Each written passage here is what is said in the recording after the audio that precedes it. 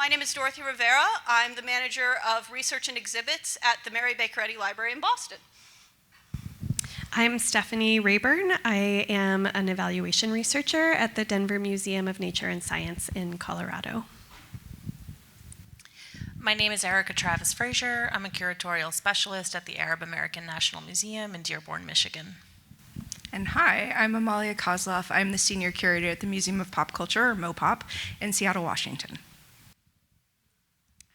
All right, so I'll start briefly by talking a little bit about the Mary Baker Eddy Library. So out of curiosity, has anyone in this room heard of Mary Baker Eddy before they decided to come to this session? Oh, a couple of you. That's going much better than I thought. Excellent.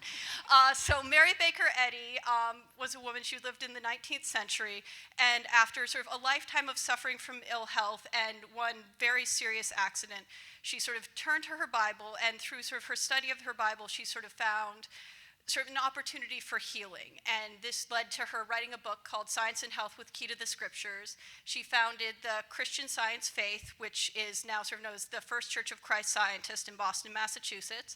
She founded the Christian Science Publishing Society, several religious publications associated with Christian Science, and the thing that probably most of you are the most familiar with, which is the Christian Science Monitor, which is a newspaper. So we are the archives of the First Church of Christ Scientists and the Christian Science Publishing Society. We also have collections relating to Mary Baker Eddy and her life and times. We have artifacts, film, documents, really pretty wide variety of material. And our mission, which I'm going to stand up and read because it's surprising how little I actually have to do this. The Mary Baker Eddy Library provides public access to original materials and educational experiences about Mary Baker Eddy, the ideas she advanced, her writings, and the institutions she founded and their healing mission. Next we have Stephanie. So the Denver Museum of Nature and Science is a combined natural history museum and science center. It was originally established in 1900 as the Colorado Museum of Natural History, and it is comprised now of an over 700,000 square foot museum. We have collections that span from dinosaurs to gems and minerals to indigenous belongings, and I'll talk a little bit more about that when we talk about our examples as well. And we also have a Curiosity Cruiser Museum on Wheels that goes out into local communities. We have 2 playgrounds, play centers that are on site in malls in Denver, and a play area in City Park that is just adjacent to the museum grounds itself. We have 8 permanent exhibitions and space for usually 2 to 3 temporary or traveling exhibitions at any one time, and then extensive collections for study that are not on display. So a lot happening within our museum, a wide breadth of subject matter, and we are an institution that's very embedded in the community. So our mission here is to ignite, to be a catalyst to ignite our community's passion for nature and science. And community is a really important word here in our mission, in that most of our visitors come from the local community. We do get tourists that come to the museum, but they are a much smaller percentage of our visitors. And then our vision to further that is that we want to empower our community to develop a love for nature and science and to protect our natural world. So if we are serving our community, we have to understand our community, we have to take feedback from our community, and I'm looking forward to sharing with you some of the opportunities and challenges that has provided for us. Hey, all. Have any of you been to MoPOP, or anybody familiar with MoPOP? Nice, thank you. So we're one of the few pop culture museums in the world. That is what we collect. We have been collecting for 25 years. We have everything from musicians' memorabilia. We have the largest Jimi Hendrix collection in the world. It was started as a Jimi Hendrix museum. We have movie props, born digital media. We have all sorts of things that require a lot of community-based feedback and the challenges that come with that. We deal with a lot of very passionate fan bases, as you can imagine, in pop culture. So we are always in conversation and dialogue with those. So I'm really excited to be here to talk with this group of people. We've been chatting for a couple of months now, and we have an amazing rapport. We are like, as different as our museums are, we're very aligned on so many things. It's a really interesting thing. So yeah, here is our mission, which is very short and sweet. But I also put up our curatorial philosophy up here, which is something that we've been developing in the past few years. And just as a really quick synopsis of that, we activate the transformative power of pop culture. And by the way, my printer printed this like really wildly, so please excuse. Through participative experiences, discovery, and play, our curatorial practice combines rigorous research, which is really important, as we all know, with creative interpretation to explore the cultural and society impact of pop culture. Engaging audiences with diverse narratives that celebrate identity, creativity, and innovation. And so today, along with Dorothy, Stephanie, and Erica, I'm really, as I said, thrilled to and a little bit scared to share how we engage with feedback, evaluate it, and implement it while still maintaining that mission-driven approach. So the Arab American National Museum opened in 2005. I'm happy to say that just 2 days ago, May 5th, we celebrated our 20th anniversary. Thank you. Though we have a little bit of a longer history, we grew out of a cultural arts programming office out of Access, oh God, I'm going to butcher this. Arab Community Center for Economic and Social Services, which is the largest Arab American social services organization in the country. We're known as the Jewel of Access. We're one of the 4 national institutions of Access, and so when the museum opened in 2005, it began collecting, and we house one of the largest archives of Arab American documents, objects, and oral histories. That's another big component of our collecting. Our mission, as you can see, is the Arab American National Museum is a touchstone that connects communities to Arab American culture and experiences.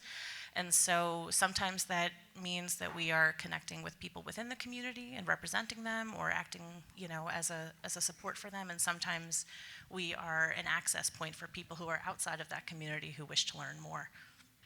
All right, so what we're going to be talking about now is we sort of got together and came up with sort of some focus questions that we'd all kind of addressed in different ways through sort of the course of our work. So we're going to kind of have a discussion based off of these focus questions. If you have anything that you want us to follow up on, feel free to let us know. We're happy to bring you a microphone.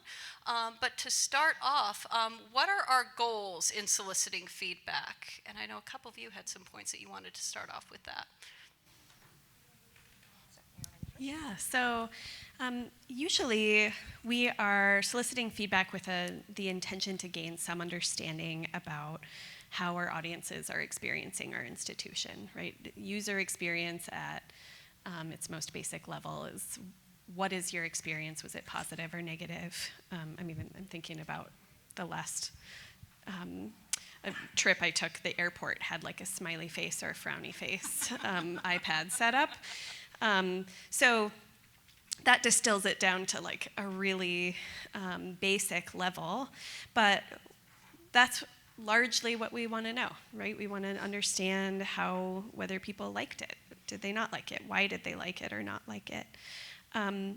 But beyond that, we really want to have an opportunity to deepen that understanding in a way that allows us to drive engagement. If we understand how or why people are having a positive or negative experience, then we can modify the work that we are doing in a way that makes them more likely to have a positive experience and maybe makes them more excited to come back. We also are wanting to deepen our understanding of the content of that visitor experience. What are they really engaging with? how do they like a certain type of activity over another type of activity? If it is activity-based, do they like activities? Do they like immersive experiences or not like immersive experiences? Do they just want to read about things? Do they want to be able to have hands-on experiences? And when we can understand those things, it helps us to align our exhibits and our on-site and off-site experiences with the needs of the people who are likely to interact with us. I think one thing that we spend a lot of time doing also is just kind of trying to figure out what is happening with different audiences. And you'll hear me talk in particular a lot about understanding that the patrons who sort of walk into our institution, the visitors who walk into our institution, aren't a monolith. They're not experiencing things in the same way. And I think particularly for us, we have a lot of people who come in who are general members of the public. They may have never heard of Mary Baker Eddy. They may not know what Christian Science is. They may think Christian Science is Scientology. It's really not. Please don't confuse the two. But you also get academics, and so you're trying to sort of figure out kind of what's going on out in the world. How are different people interacting with your exhibits, and how can you kind of meet them more effectively where they are? Sure, I can go.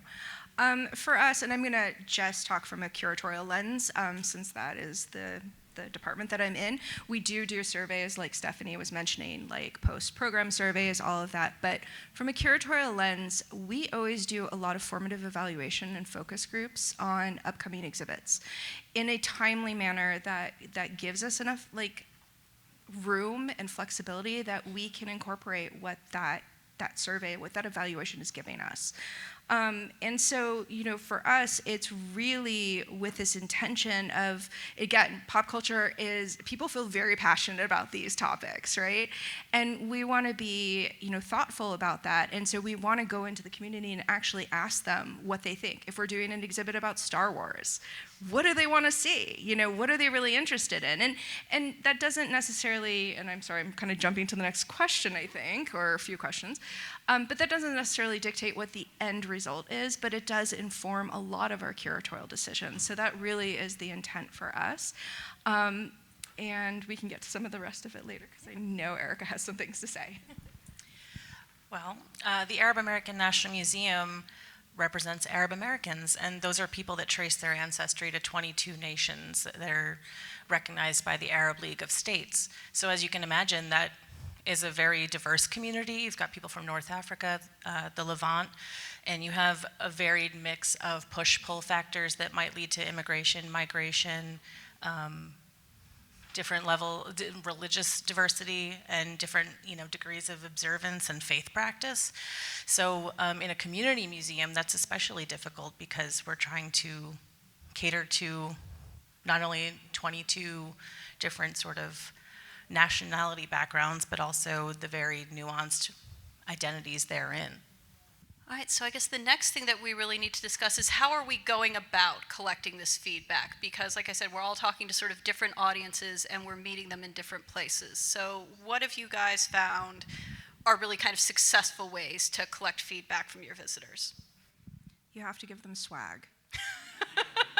Truly, no. At the end of an exhibit, we have a wonderful group of volunteers that we call our data squad, and they stand there with their iPads, and they collect the information at the end of an exhibition and ask those questions, as well as also collecting dwell time, which we have found is really helpful, even if it's self-reported. But usually you can give somebody a pin or a bag or something.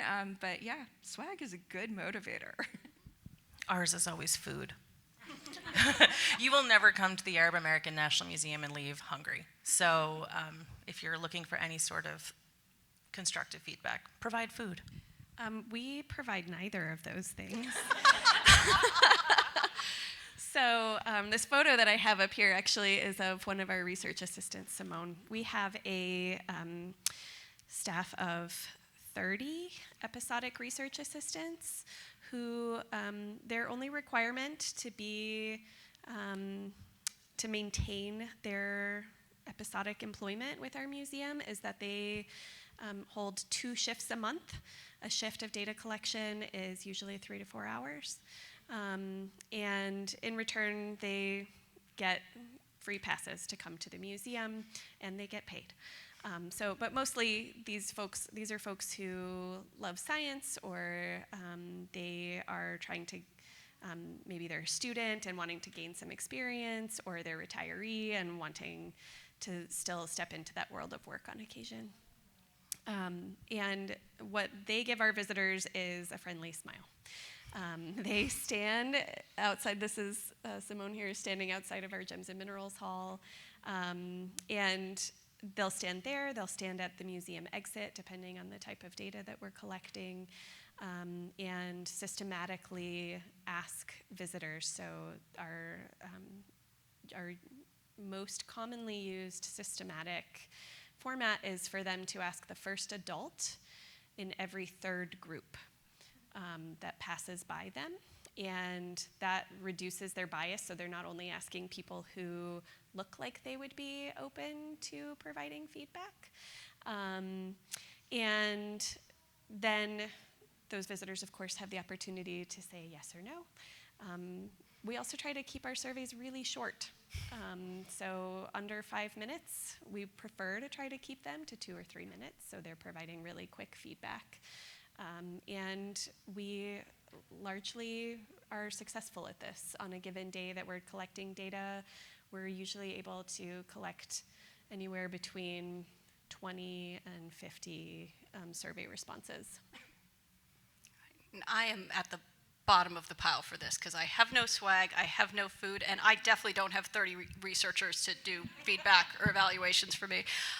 What I do get to hang my hat on, though, is some really fantastic frontline staff. We have a research space where we have one of our research staff in all the time. We have a first floor, really fantastic exhibit called How Do You See the World that I'll talk about later. And we have hosts who are down there, and the thing that we really prioritize in both of those locations is kind of one-on-one interaction with patrons. And we'll sort of talk to them about, what are your experiences here? What made you want to come? Do you have any questions? Like, here's the exhibit up. What made this sort of interesting to you? And one of the components, actually, of our How Do You See the World exhibit is there's a chance to kind of give feedback through this really fantastic, what sort of emotions did this exhibit elicit in you? What gives you hope? What sort of inspires you? And we collect those cards and we archive them, and that gives us a sense of what sort of feeling are they taking with them from the exhibit? Because I guess and again, I'll talk about this exhibit in greater depth later on, we're less focused on, what facts they learned. We're not really interested in kind of a specific learning outcome, but did it give people a chance to kind of think about who they are and their place in the world and how do they relate to one another. So that's a big part of kind of how we approach it. And those frontline staff, a lot of them write daily reports. Those are shared with sort of senior managers. They're shared with the board of directors. And it kind of gives us a chance to see, are people kind of taking the message away that we've sort of put out there? Why or why not? And how can we kind of meet them better where they are? And I think so far most of the examples that we've given have been cases where we are intentionally soliciting feedback, but as we all know, we all get a lot of unsolicited feedback that are not maybe through these more formal methodologies like surveys and dwell time and things like that. And so, increasingly social media, Facebook, Instagram are becoming mechanisms that people are communicating their concerns with us. And I sometimes wonder, and I think the next slide speaks to this, what is the motivation there? What is the intended outcome? Is it public embarrassment, humiliation, or is it start a thoughtful dialogue? And who really knows? We have though the museum is located in Dearborn in Michigan, we are a national institution, and we have stakeholders across the world too. So that feels like a space that we do have to pay attention to, because that's where some of our people, our community members are coming from. And so we do have to take that into account, but what weight do you give that type of feedback? All right, which kind of brings us to sort of the last slide and the first of the next slide, which is sort of once we've collected this feedback, we've all worked very hard on it, whether it's been in collecting swag and food or whether it's been sending our staff into the maw and hoping for the best. what do we do with this feedback? How do we sort of analyze it? Who do we talk to about it, and how do we use it to influence our decisions as sort of content developers, as programmers? Who wants to go first? So I can jump in here. I am very lucky to work for an institution that has a high capacity for evaluation. And so we have, in addition to our research assistants who collect data, we have a team of 5 on-site evaluators who regularly code and analyze, report on the qualitative and quantitative data that we collect. And we collect data through our on-site methods, but also through, sometimes we send out emails to our members. We also will use our survey platform. We can pay that platform to have panelists who are from the larger community that maybe doesn't come to the museum, in case we want to get a better idea of what their experience is, what their wants and needs are, and how we might apply that to our institution. But then we also have to be really thoughtful about how we balance that data. Right? Members are really excited about giving us feedback. They give us a much higher percentage of feedback than they actually represent in any one day of visitorship. So what we have to do is weight that data. So whenever we're collecting feedback from these different channels, our average daily member visitorship is 30% of the people who walk through our doors are members. And so we weight our data so that if we're collecting data from emails, for example, we are weighting it so that the member responses only account for 30% of that total data, so that we are not biasing our responses in favor of members. So members don't have an outsized voice in the reporting that we do and in the decisions that we make, unless we want that. And I'm just going to add, because that brought up a good point about weighting the data that you're getting. We actually send all of our evaluations, at least the formative evaluations for exhibition development, to our staff as well. And so, because it's important that they have input. I mean, it's hugely important. I think that sometimes that gets overlooked. But it is weighted differently.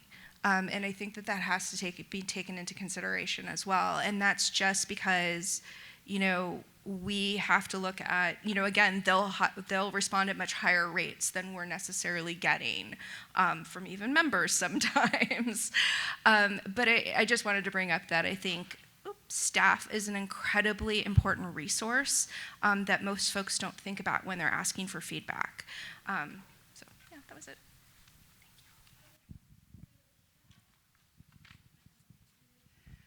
All right, so that brings us to really kind of one of the key questions that we have here. Like we said, not all feedback is created equal, and we've sort of talked a little bit about how we rate feedback comparatively.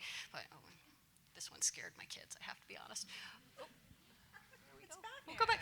No, it's the Terminator. That's where I lost them. And to be fair, so I guess that then brings us to what standards guide our decisions. How do we then make these choices about? All right, we've had these people tell us that they either really love this exhibit or they really hate this article that we published and they don't think that we should have done it. How do we decide when to say yes, absolutely, that is valuable feedback. We really need to sort of reevaluate some of what we're doing, and how much do we say? We're really sorry that this made you uncomfortable. Here is why we sort of made the choices that we did. You want me to start? Sure. Okay, I have a fun one. We can start with that.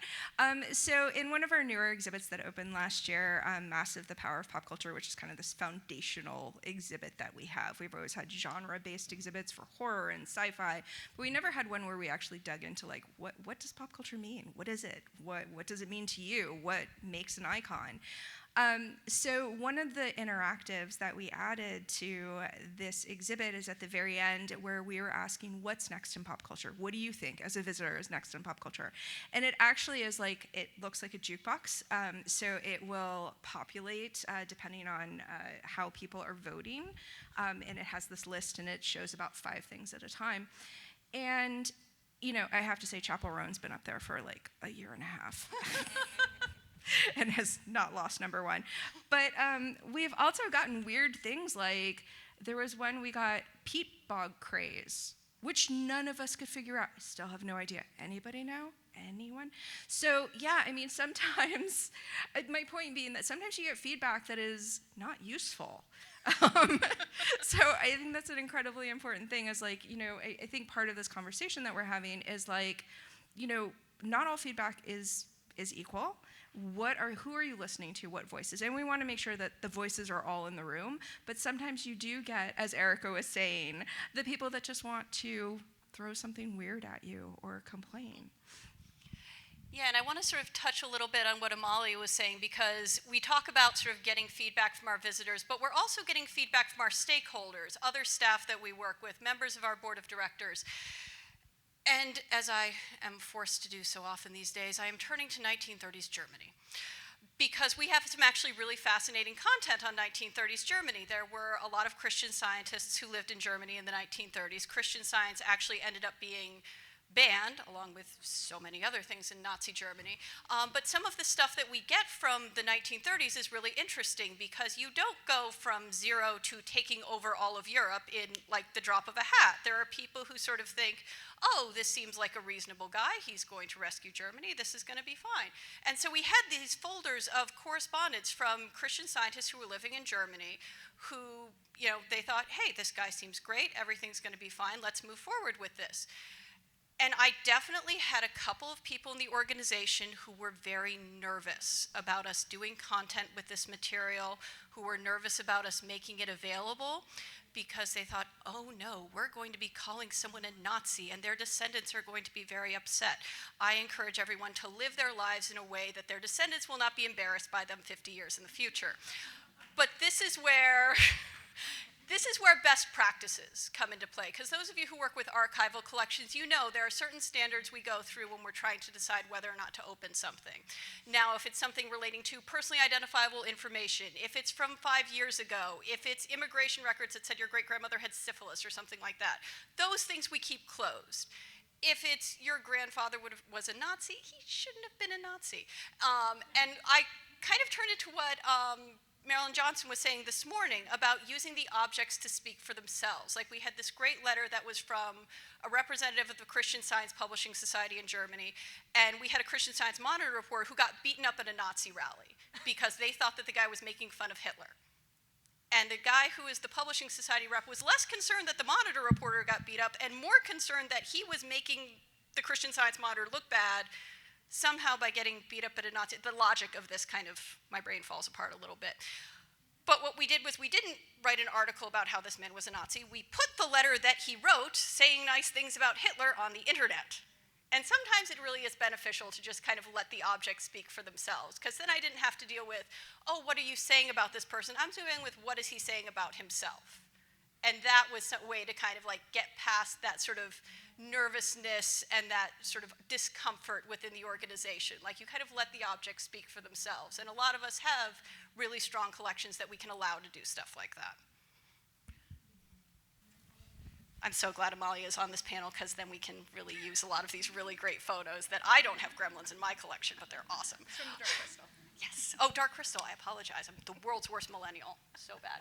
All right, so how and when do we engage external support? I know that's something you guys wanted a chance to talk about. So we, even as an institution with a larger evaluation capacity, we do engage external support when we need to do additional research to understand our wider community.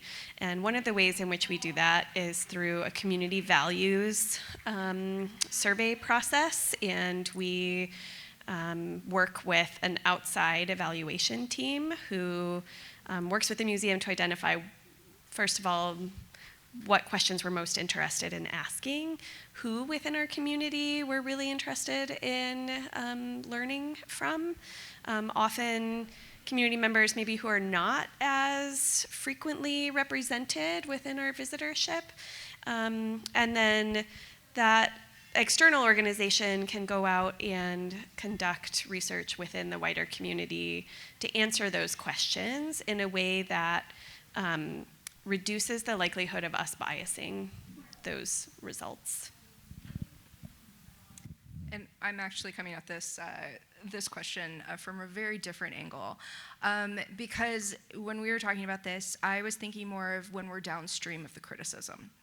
You know, when do you engage that external support, a PR firm, or whatever it may be, which has happened. Oh, yeah. And we've all had that experience, or at least a lot of us have had that experience where something goes completely amiss and you actually have to talk to a PR firm and like talk to them and ask them like, how do we deal with this? You know, something goes viral.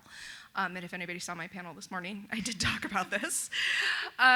So I think that that's incredibly important. It's like, you know, what are those processes? And, you know, as I talked about this morning as well, putting those processes in place and figuring out what they are is incredibly important. It's not just to do with the feedback and like, you know, obviously we can all, evaluation is pretty straightforward in a lot of ways, it's data. But like, what is the response? Where are we with the response? Who are we talking to in crafting that response? And I think that's an incredibly important part of this conversation as well, so.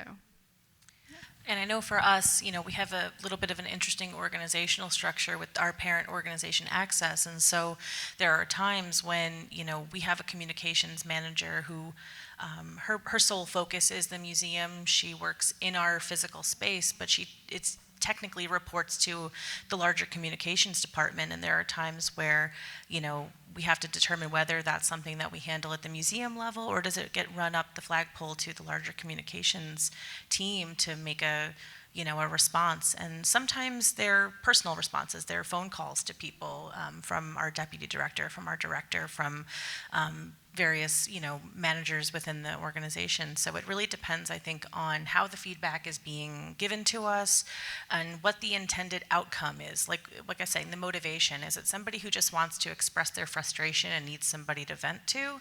Or are they expecting some sort of actionable change?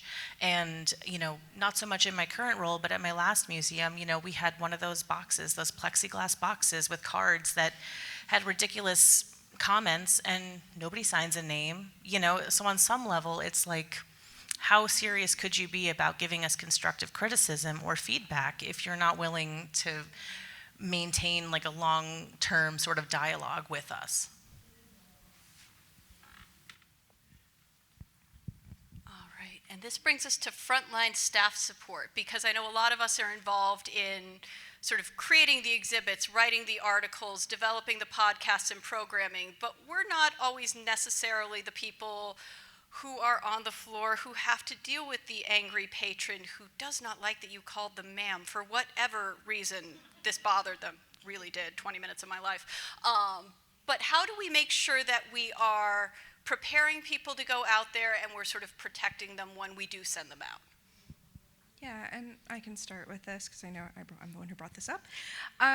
So I think that those formative evaluations do give us a little bit of, you know, insight into how we can prepare our frontline staff, and I think it's incredibly important. You know, what are those conversations? What can we anticipate, right, as conversations?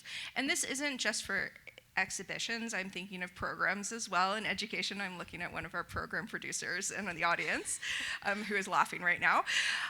But, you know, what can we provide? Because, yeah, a lot of times, you know, sometimes people will email us at, you know, curatorial inquiries, but it doesn't always come to us. It's the folks on the front line. It's security and visitor services that are having to deal with the really angry people on the phone or the angry people that are showing up. And especially with some of the programs that we do, it does upset people. It is, you know, there are things that not everybody agrees with. So I think that creating one sheets, you know, what is the exhibit? What is the program about? What is the information? But also, you know, what is that proactive communication? We involve our people and culture department in those conversations.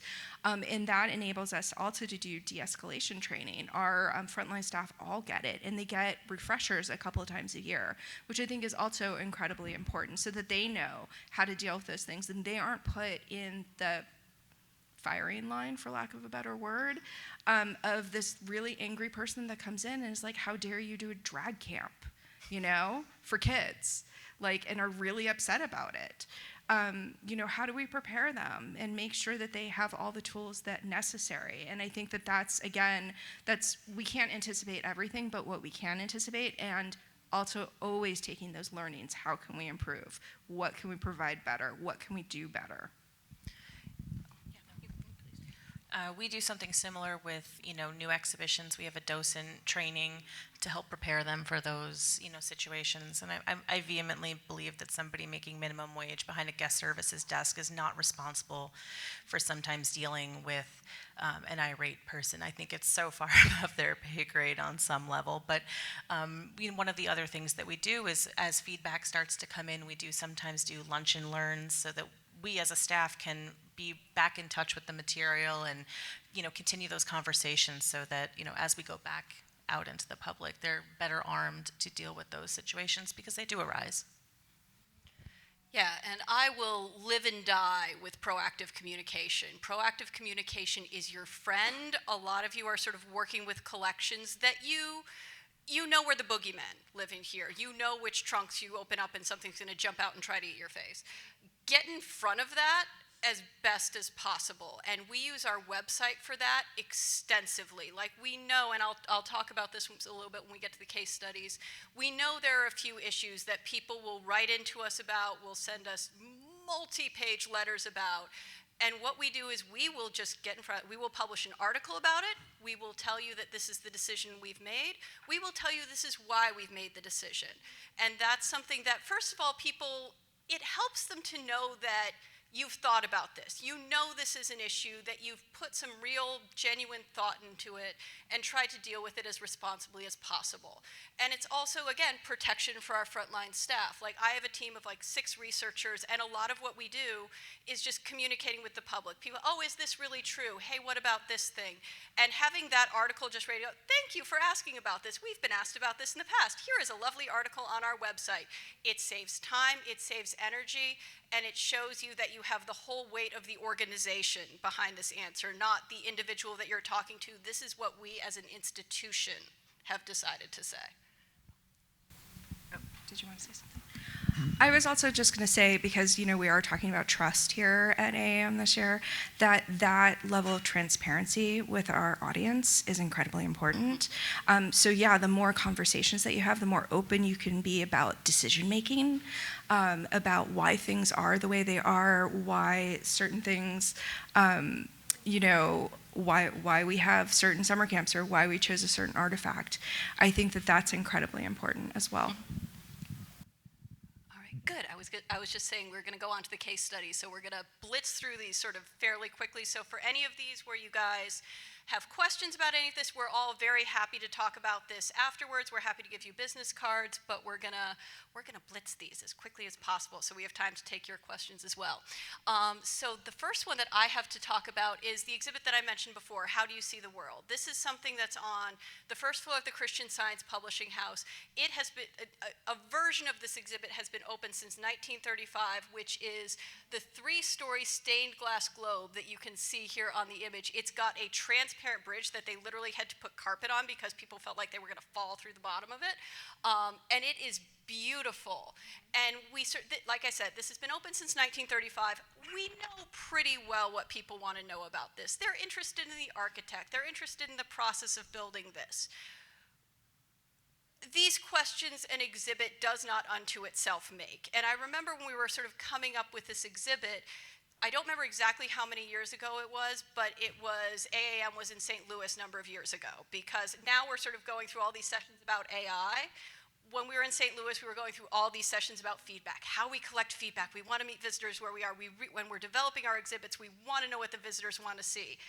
And we knew what the visitors want to see.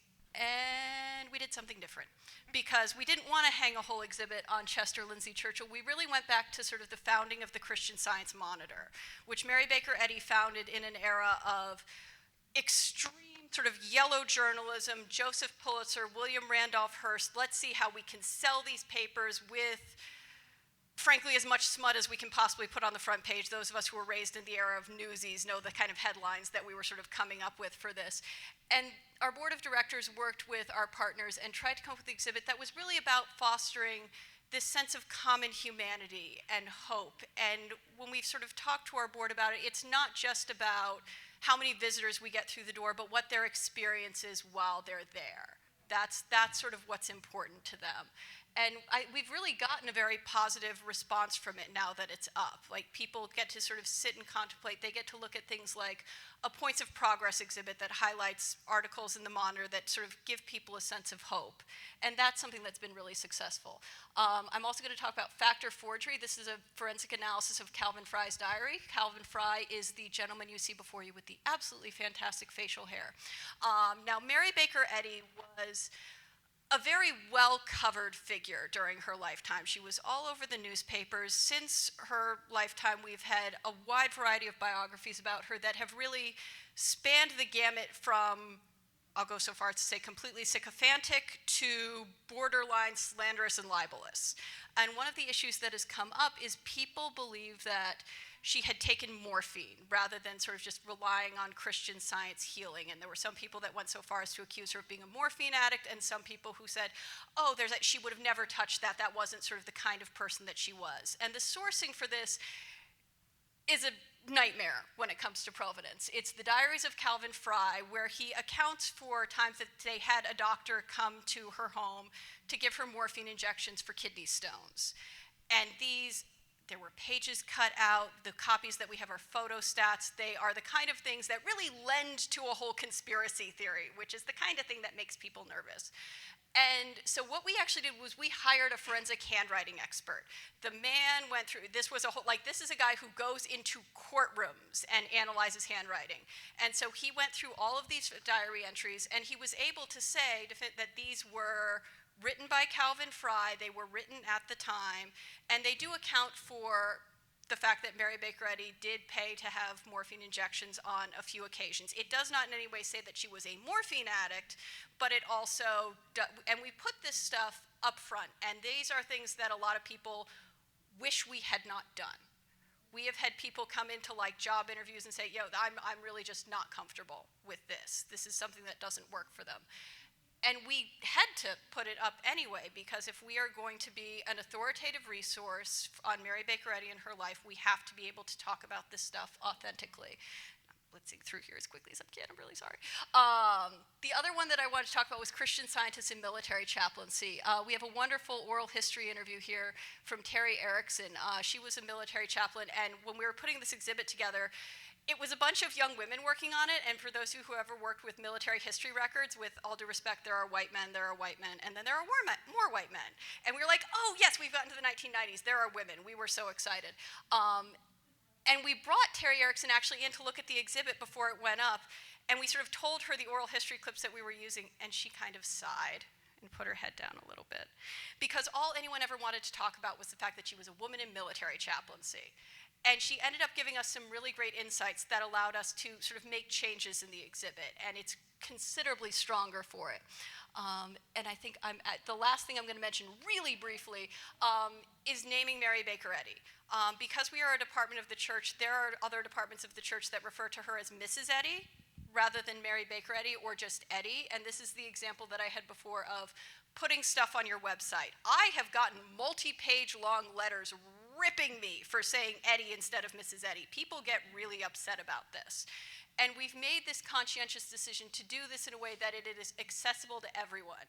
Now, that being said, there are times that we do programming or we do exhibits that are specifically directed at members of the Christian Science Church. In those cases, maybe we just don't put that kind of conversation front and center so that we're not kind of alienating people immediately as they walk in the door. So that's kind of where we are with that. And I will let, I think, Amalia is next. Hey. Okay, I will be super quick, I promise. No, you're all good. So we've also had to make a lot of difficult decisions regarding controversial topics. As I talked about, pop culture is really messy, and the people who create it can be really messy as well.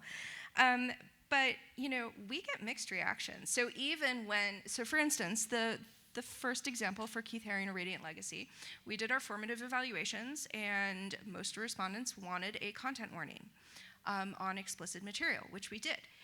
And we were convinced people are going to be upset, or somebody was going to be upset one way or another about this, right, that we put a content warning. We got nothing. Nobody said anything after all that. 300 respondents for the evaluation wanted a content warning. And then I also, so again, going really fast. So for our Hendrix exhibit, there is a word used in there that was very commonly used, having to do with Romani and Sinti representation.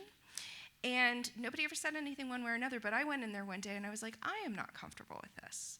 And I want to put something on the wall that says, and basically entitled it Words Can Hurt.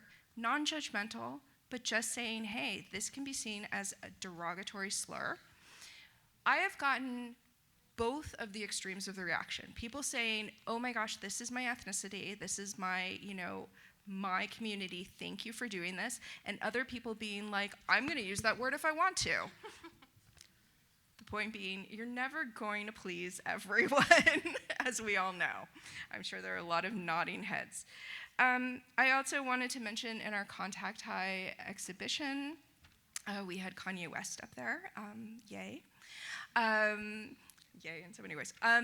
But when we first had him in there, and of course, there's lots of problematic people. As I said, pop culture is messy. But when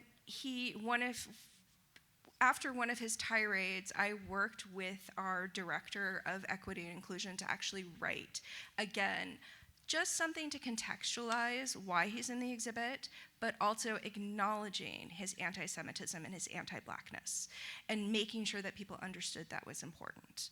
And then the last example, which I did a much longer talk on this morning, was our Gone Too Soon exhibit, which was it's a part of our guest curator program, so it was a guest curator. And they used internet slang, which got people pretty upset. And not for the reasons you think. They weren't necessarily angry at the museum, they were angry about the use of the word. And it created this online conversation about how do we use this language? How does language change? We're a museum, we're an educational institution. How do we talk about those things? Do we use them? So those are my quick examples. I'm going to be super brief and really focus on two. You'll see the food on the bottom left corner. That was a town hall that was held in person to get feedback around a rooftop garden that we opened 2 years ago. But I think some of the more prescient moments are the ones, there's a video in one theater that has queer Arab Americans being filmed. We had a family come through during an Eid party, a Muslim holiday party, and they were engaging in the exhibits, and then they left, I think it was an email to our deputy director expressing their frustrations and how could we allow this in our space, especially given that it was a holiday party. But then we did a little bit more research. The person had never engaged with us before. They were not a member. To our knowledge, they had never visited before. So that was one of those instances where we see you, we understand that there's this tension around your tradition, your culture, your religious observance, and there's something incongruent here in our content that you may or may not care for, but at the end of the day, these are still people who are part of our community who we feel need to be included in the conversation. And one of the first things I did when I started at the museum was I was involved in a team of some folks to develop a series of animated maps. There are 4, and maps are problematic. And so one has religious diversity in the Arab world. The other one illustrates the different terms, Mina, Swana, the Middle East, etc., and how they reflect parts of this part of the world. And then the other one has immigration and migration, and the other one is about borders. And so we had a lot of conversations about when and where we are using and acknowledging the state of Israel, and when and where we are acknowledging occupied Palestine. And that was one of those situations where we had a lunch and learn to sort of go back over the topic to give our team strength as they would be handling those conversations in person with people. And so that's probably one of the most, that was the one I initially thought about when Dorothy had reached out. And then the last one here is a Santa suit. Again, we are representing people who come from, the three Abrahamic religions, but also other faith, Druze, Mendeans, things like that are probably lesser well known. And so we had a holiday party a couple years ago that included a scavenger hunt. And people said, well, why would you include a Santa suit? This is not reflective of my religion. Well, it's reflective of some people's religion within the community. So, but then the conversation was, well, if you're going to have something referencing Christianity, then why is there not something on the scavenger hunt? So that was a moment where we were like, yes, we can use that feedback. That is helpful. And it's very easy to enact change. But of course, people have a lot of comments about didactic labels, chat labels, and exhibitry that are much more difficult to make change to and much more expensive. Okay, so just to wrap up, a word that I think is really important to this entire talk is intention. We have to be intentional about how we collect feedback and what we do with that feedback.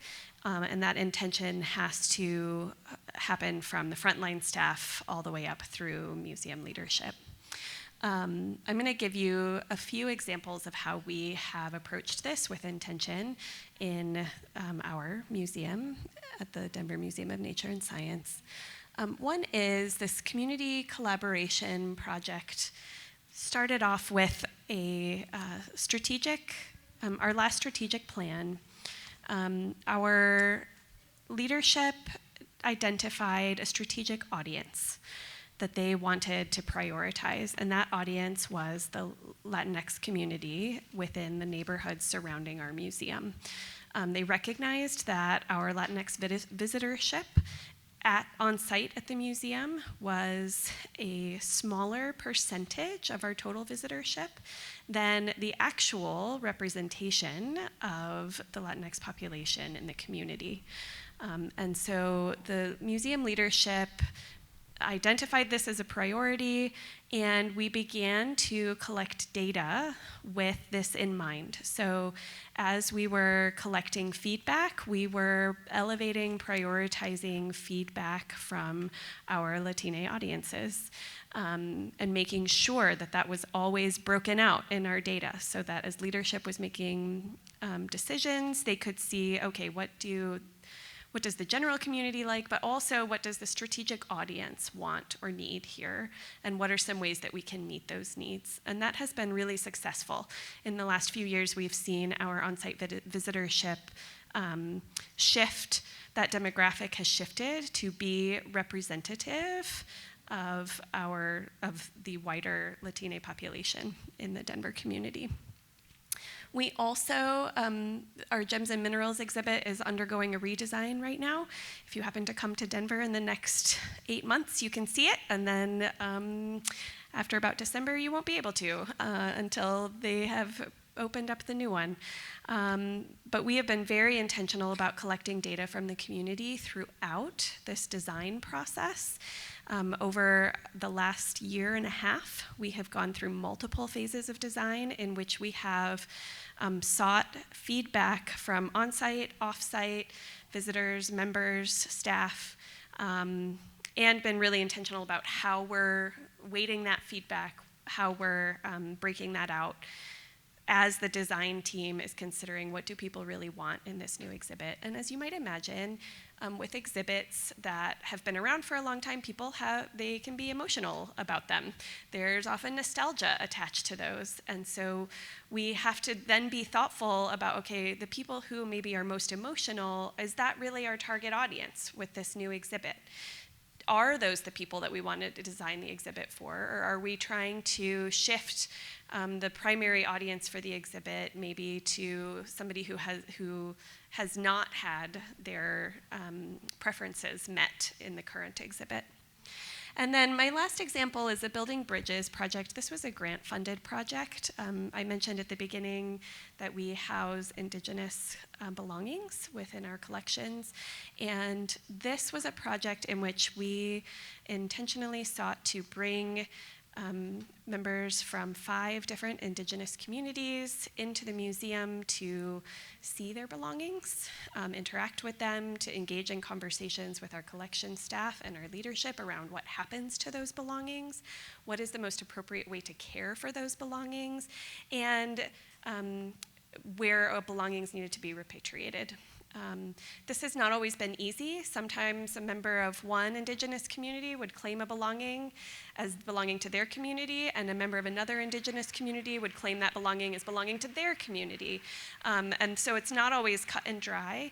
But one thing that we found that was really important is asking them outside of, like having people who are not responsible for those collections holding these conversations.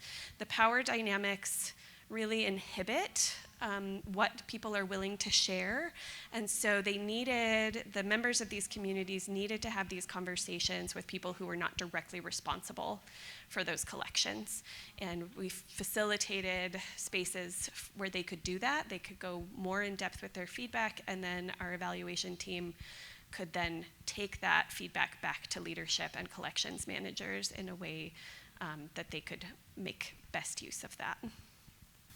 I think that's a really good point, just really quickly, about if you can have an unbiased person be a moderator for focus groups and things like that, if that's within your budget and your capacity, I 10 out of 10 recommend that, because you will get obviously more honesty out of stakeholders than if, responsible parties are in the room. And I will say that despite our best ambitions, I know that we're coming sort of right up against the clock here, and I know people have other sessions to get to. If you wander out of the room, we will not be remotely offended, but if people do want to sort of ask questions of the group, you're welcome to come up to the microphone. If you feel like you don't have time to do that, we'll all be around here for a little bit, and we're happy to talk to you a little bit more about our process. Yeah, that's right. It's right up there. But there are some materials for it. Wait, nope.